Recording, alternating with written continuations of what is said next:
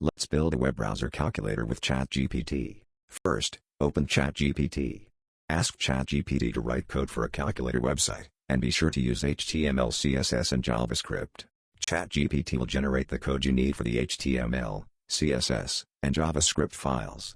Next, open Visual Studio Code. Click the Open Folder button, or click File, then Open Folder, in the top left corner. Create a new root directory. Give it a name, and click Select Folder. Click the New File button. Or right-click on the root directory folder on the left, then click New File. Name this file index.html. Next, go back to ChatGPT and find the HTML code.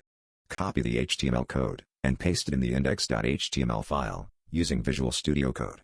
Create a new file, and name it style.css. Go back to ChatGPT, and find the CSS code. Copy this code, and paste it in the style.css file. Create another new file, and name this one script.js.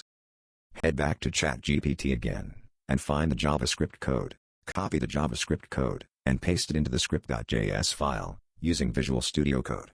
Always be sure to save your files. Open the root directory folder to find the files you have created. Then open the index.html file with a web browser to see your calculator. Subscribe.